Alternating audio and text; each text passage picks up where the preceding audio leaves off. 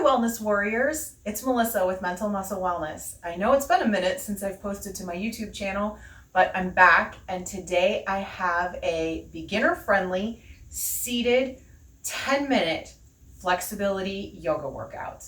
Come and join me.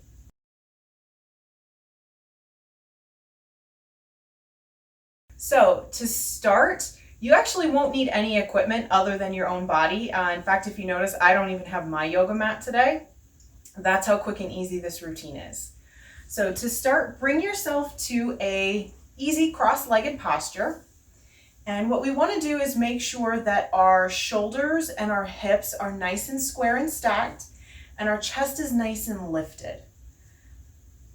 Rest your hands on your legs wherever they happen to fall naturally.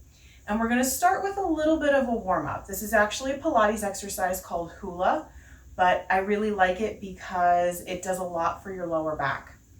So we're going to essentially stretch our chest over one knee, over the other, and then scoop and round our back all the way around. Okay? So stretch, stretch, and around.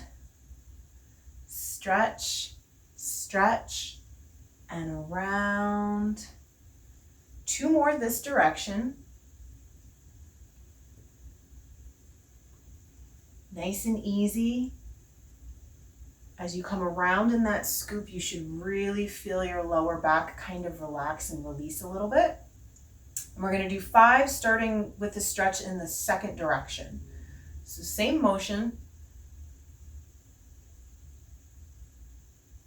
We're just going a different way around the clock this time.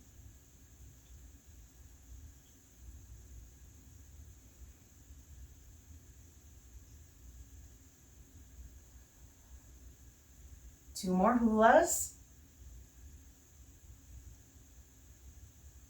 Nice subtle motion for your spine here. It's really just about waking everything up, making sure that you've got blood flowing where you want it to go. And then again, everything's nice and loose. So to start, we're going to maintain our legs in this position, and we're going to start with just a simple spinal twist. So again, make sure that your chest is nice and tall and lifted. The easiest way to do that is actually to take a big breath in. So inhale, and you're going to rotate your shoulders out of square and sort of walk around to one side. And the important thing here is not how far you reach. Okay, the important thing here is that your shoulders and your hips are not squared anymore. And you also do not want to be pulling on this leg with your outside arm. You want to make sure that it's just sort of resting there. Inhale and come center and square. Let your spine relax a little bit. And then we're going to repeat that motion, but we're going to do it to our second side. So inhale, fill your lungs, and exhale, walk over to that second side. It's completely okay and totally normal if one side you're able to rotate a little further than the other. Again, how far we rotate isn't what's important. It's that we're giving each side of our body the attention that it needs. And inhale, come back center and square. You're going to extend one leg long out in front of you. And the other leg, you're going to pop the knee. So your foot is going to end up close to your knee. And then this knee is pointing up towards the ceiling. We're going to do that same spinal twist, but with our legs in a slightly different orientation. So again, nice tall spine, inhale. And over to that first side, twist.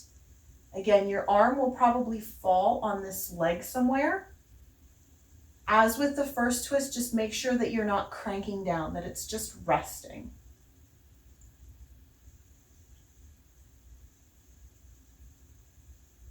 One more breath. And inhale, come center. Switch your legs. Inhale, fill up the lungs, nice and tall, no shrugging shoulders. And exhale, walk it around.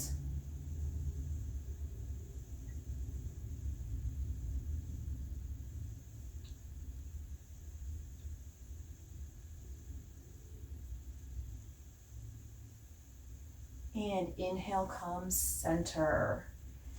Come almost to cross-legged. You're going to place the soles of your feet together for cobbler pose.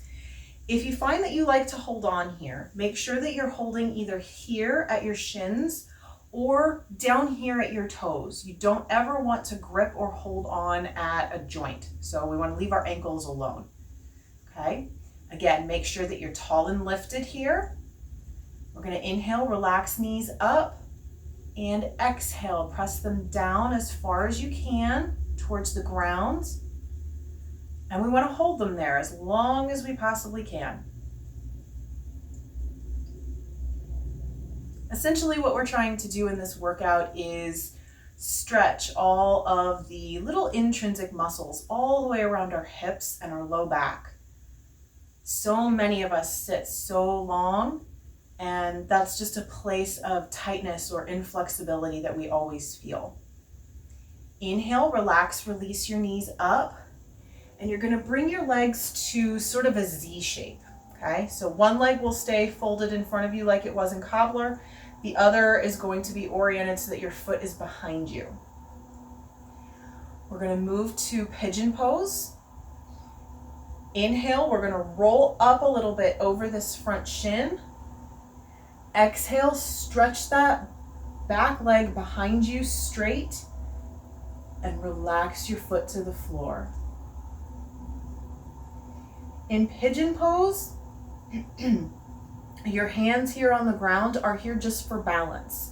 So in other words, if I move mine, my torso stays in the orientation that it is, which maintains this stretch on this front leg and hip.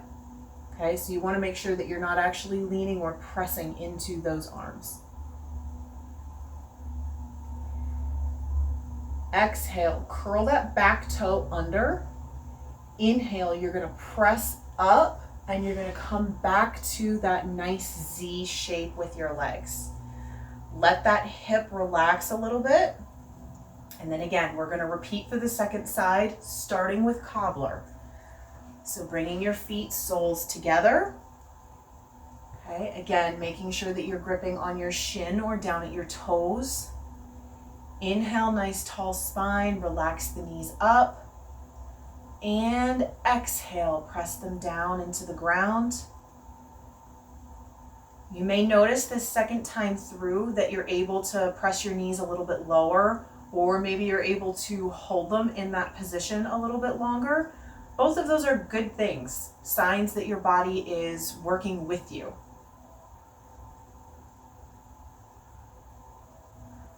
Inhale, relax, release your legs.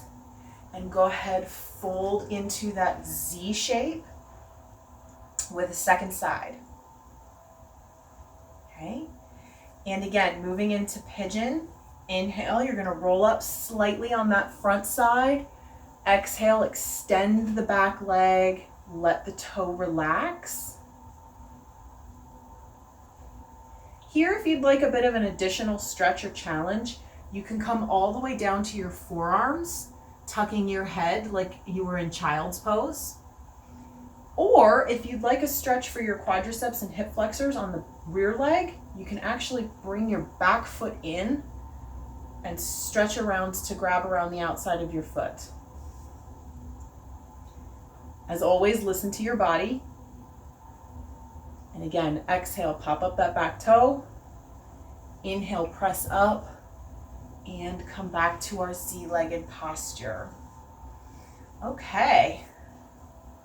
Moving up to our shins. Nice, simple hero pose here. Okay. Again, nice and tall posture. You want to make sure that you're feeling your hip bones equally and evenly on the heels of your feet as you sit. Shoulders are relaxed down. Okay, we're going to move into gate pose. So inhale, we're going to come up on our shins.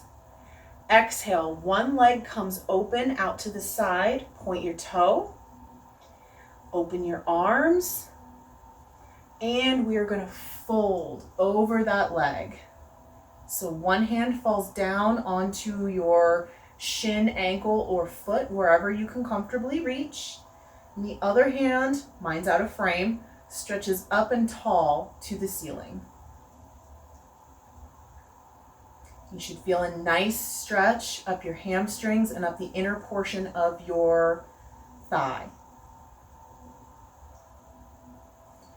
Inhale, we're going to windmill this around, and our tall hand is going to come all the way down to the floor, and the hand that was on our leg is now stretched up. And you should feel your hips relax a little bit.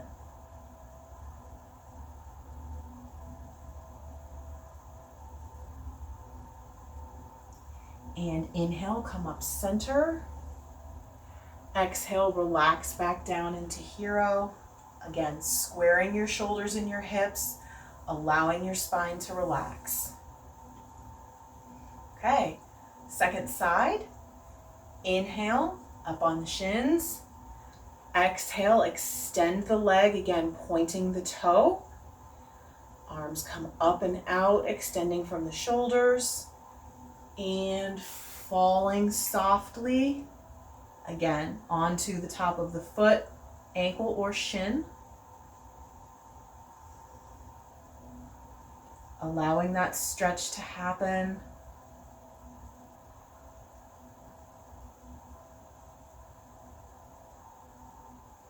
And again, inhale, windmill your arms nice and slowly. Fall comfortably down on the floor. And if for some reason this bothers your wrist in this position, you can always make a fist and rest your hand like this. It puts your wrist in a more natural position. So sometimes that's much more comfortable. And inhale, come up and square. Exhale, relax back into hero. And that is our seated flexibility workout.